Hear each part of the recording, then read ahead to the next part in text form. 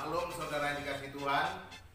Senang sekali bisa berjumpa kembali bersama saya dalam program Satrit Sateduh 5 menit. Saudara-saudara, sebelum kita bersama-sama membaca dan merenungkan firman Tuhan, mari kita berdoa terlebih dahulu. Bapa di surga, kami buka hati kami untuk bersama-sama membaca dan merenungkan firman-Mu. Terangilah hati kami dan penuhilah kami dengan Roh-Mu yang kudus. Hamba juga berdoa ya Tuhan untuk setiap pendengar, agar Engkau juga campur tangan dalam kehidupannya.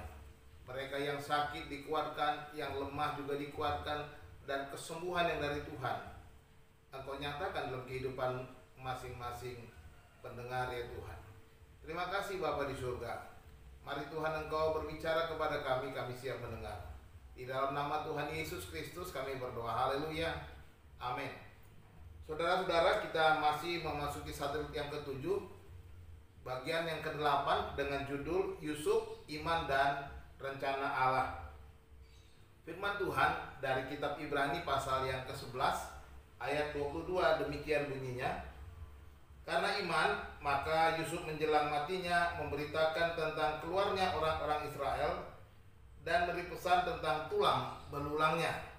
Saudara-saudara dikasih Tuhan, apa yang dituliskan oleh penulis kitab Ibrani di sini adalah merupakan apa yang dicatat dalam kitab Kejadian pasal 50 ayat 24 dan ayat yang ke-25, di mana dikatakan, berkatalah Yusuf kepada saudara-saudaranya, tidak lama lagi aku akan mati. Tentu Allah akan memperhatikan kamu dan membawa kamu keluar dari negeri ini, ke negeri yang telah dijanjikannya dengan sumpah kepada Abraham, Ishak dan Yakub. Lalu Yusuf menyuruh anak-anak Israel bersumpah, katanya, tentu Allah akan memperhatikan kamu pada waktu itu. Kamu harus membawa tulang-tulangku dari sini. Demikian firman Tuhan. Saudara-saudara, kalau kita melihat iman Yusuf, merupakan iman yang luar biasa. Perjalanan hidupnya ditandai dengan berbagai macam kesulitan, tantangan, dan berbagai macam pergumulan yang berat. Apa yang dihadapi Yusuf menjadi lebih berat adalah karena kesulitan yang dihadapinya dimulai dalam keluarganya, bersama-sama dengan saudara-saudaranya sendiri. Dan kita tahu peristiwanya bahwa Yusuf akhirnya dibenci oleh saudara-saudaranya dan kemudian dibuang ke dalam sumur, dijual kepada para pedagang Ismail dan kemudian membawanya ke Mesir, dan kemudian tinggal di rumah Potifar, dan kemudian difitnah oleh istri Potifar, masukkan ke penjara, dan akhirnya dia bisa menjadi seorang raja muda di Mesir setelah menafsirkan mimpi Fir'aun. Saudara-saudara dikasih Tuhan, setelah keluarga Yusuf, saudara-saudaranya, ayahnya semua pindah ke Mesir, Yusuf semua memperhatikan kehidupan keluarganya. Dan ketika ayahnya mati, Yakub mati, saudara-saudara Yusuf datang kepada Yusuf dengan rasa takut, dengan harap-harap cemas. Mungkin Yusuf akan membalas dendam kepada mereka. Mungkin Yusuf akan membalas setimpal dengan perbuatan-perbuatan mereka setelah ayah mereka tidak ada.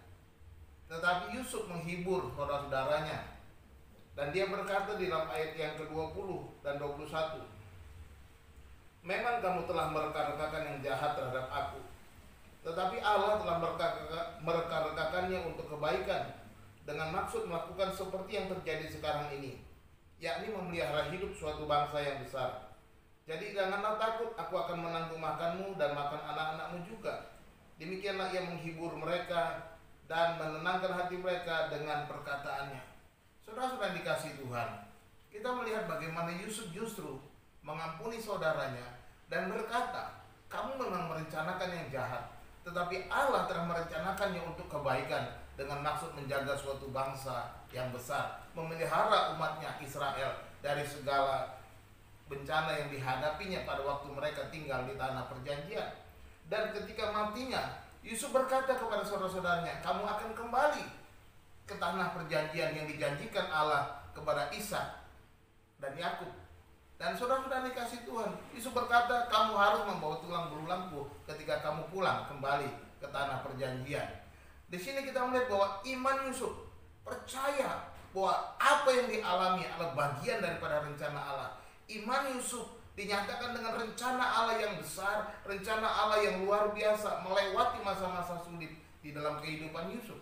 Nah, saudara-saudara dikasih Tuhan, kesulitan tidak menjadikan Yusuf undur daripada rencana Allah, tapi imannya, dia percaya ada rencana Allah yang besar di dalam kehidupannya. Saudara dikasih Tuhan, apapun yang kita alami saat ini, apapun yang kita sedang jalani, kesulitan, masalah, pergumulan, sakit, penyakit, berimanlah kepada Tuhan, tetaplah teguh dalam Tuhan, dan jangan goyah. Sebab kita percaya ada rencana Tuhan untuk mendatangkan kebaikan bagi kita yang mengasihi Dia, yang dipanggil sesuai dengan rencananya. Tuhan Yesus memberkati kita. Sampai